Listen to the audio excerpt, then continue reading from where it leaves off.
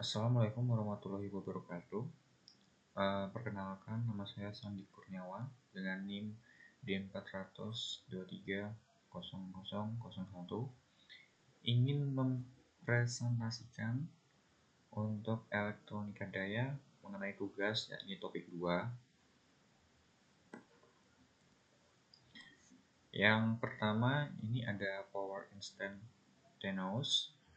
Definisinya, daya sesaat adalah daya yang dihasilkan atau dikonsumsi pada suatu titik waktu tertentu. Rumusnya P dan T sama dengan FT dikali IT, di mana FT adalah tegangan sesaat dan IT adalah arus sesaat. Karakteristiknya, nilainya berubah-ubah terhadap waktu, terutama pada sinyal AC. Dapat bernilai positif daya diserap atau negatif daya dikembalikan ke sumber. Contoh pada sinyal sinusoidal, daya sesaat akan berfluktuasi seiring waktu. Yang kedua, ada RMS, arus listrik yang tetap jika mengalir melalui sebuah resistor dengan resistansi yang diketahui selama periode waktu tertentu. Maka akibatnya jumlah panas yang sama dihasilkan oleh arus bolak-balik ketika mengalir melalui resistor yang sama selama periode waktu yang sama disebut RMS atau nilai efektif arus bolak-balik. Dengan kata lain, nilai RMS didefinisikan sebagai akar kuadrat dari rata-rata kuadrat nilai sesaat. Dapat dilihat pada tegangan RMS, yakni volt RMS sama dengan V peak, tegangan tertinggi per dibagi akar 2. Begitu pula dengan arus ya RMS sama dengan arus peak, arus titik paling tinggi dibagi akar 2. Kemudian ada rata-rata. Rata-rata semua nilai sesaat tegangan dan arus bolak-balik selama satu siklus lengkap disebut rata-rata. Satu siklus lengkap ini berarti satu gelombang penuh. Nilai rata-rata itu bisa disebut dalam rata-rata. Ini adalah rata-rata nilai periode dalam satu periode AC. Rumusnya P Avenger 1/T, sigma T menor, P, T, dan turunannya yakni DT. Lanjut, ada fenomena total harmonik, atau bisa juga disebut dengan THD, adalah rasio komponen harmonik total terhadap komponen fundamental. Secara spesifik, hal ini dinyatakan dengan rumus perhitungan berikut. Rumus perhitungan THD untuk tegangan THD volt sama dengan akar VAD 2 kuadrat ditambah VAD 3 kuadrat ditambah VAD kuadrat dan seterusnya per volt pertama dikali 100%. Begitu pula untuk arus, itu sama. Terus lanjut, pembilang adalah jumlah nilai RMS setiap orde, mulai dari orde 2, orde 3, orde 4, dan sebagainya. Penyebut adalah nilai RMS bentuk gelombang fundamental. THD dapat digunakan sebagai indeks untuk memahami harmonik yang ada dalam bentuk gelombang cakup daya. Indeks ini menyatakan distorsi bentuk gelombang sebagai nilai tunggal. Jadi, THD dapat digunakan sebagai salah satu parameter untuk mengevaluasi harmonik dalam satu daya. Dapat dilihat pada ini gambarnya, ada gambarnya. Yang atas yang gelombang biru ini pure sine wave. Ini gelombang yang paling enggak diharapkan bisa seperti ini. Tapi faktanya di lapangan untuk mendapatkan gelombang bentuk yang bagus, yang sempurna seperti untuk sinusoidal itu sangat susah dan hampir susah banget. Ya karena dalam pengaplikasiannya sendiri pasti terjadi yang namanya distorsi, semacam gangguan, sehingga tidak membentuk satu gelombang sinusoida penuh. Seperti pada gambar yang grafik merah, bentuk gelombangnya ini dia tidak bentuk gelombang sempurna, tetapi ya karena terdapat distorsi baik itu pada beban yang dipakai, kondisi dalam rangkaian jalur-jalurnya, hubungan antar komponen itu juga mempengaruhi, sehingga bentuknya kurang bagus. Terus lanjut, dampak THD atau enggak total harmonic distorsi, efisien sistem ini dapat menurun. Harmonisasi menyebabkan losses, yakni rugi-rugi pada suatu sistem distribusi listrik, sehingga efisiensinya menurun. Nah, ini rugi-rugi ini juga yang menghabiskan banyak energi yang harusnya dapat keluaran yang baik, tapi karena terjadi losses akhirnya kurang efisien. Terus lanjut, ini ada batasan THD. Standar internasional seperti IEEE 519 dan IEE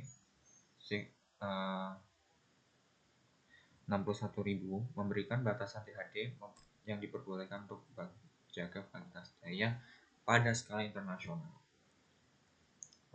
Lanjut, ada jenis-jenis rangkaian rectifier AC to DC. Yang pertama, ada half wave rectifier, penyarah setengah gelombang.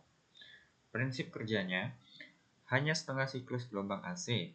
Jadi dari satu gelombang penuh sinusoidal itu yang diubah jadi arus DC atau enggak arus arahnya itu cuma setengahnya. Jadi dapat dilihat pada tabel yang biru, yang grafik biru itu dia gelombang naik, ketika sudah setengah dia lurus terus naik lagi, itu disebut setengah gelombang.